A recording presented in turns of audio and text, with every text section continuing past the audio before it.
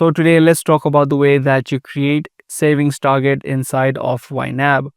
Whether you're saving for any purpose, you can create a specific category so that you can add in or set a target for that particular goal.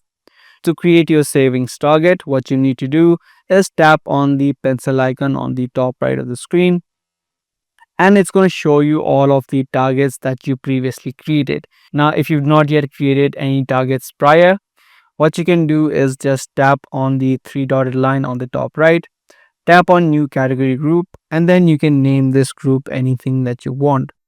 Tap on continue and then tap on done. Now this new category has been created. You can again tap on this plus icon and then create a subcategory so that you can add in targets for the main goal or the main target that you have for this saving. Now once you created this subcategory, you'll have the option called add target. Just tap on this option, and then here you need to select a target that you want to achieve.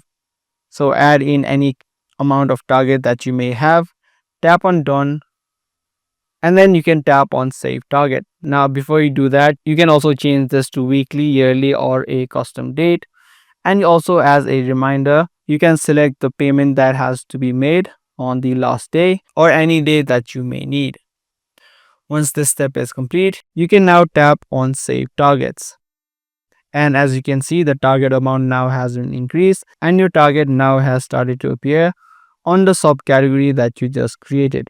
So that's the quick process on the way that you create savings target inside of YNAB. Do hope this guide video did help you out. If it did, be sure to share, subscribe, and also give this video a thumbs up. That's pretty much it for today. I'll see you in the next one.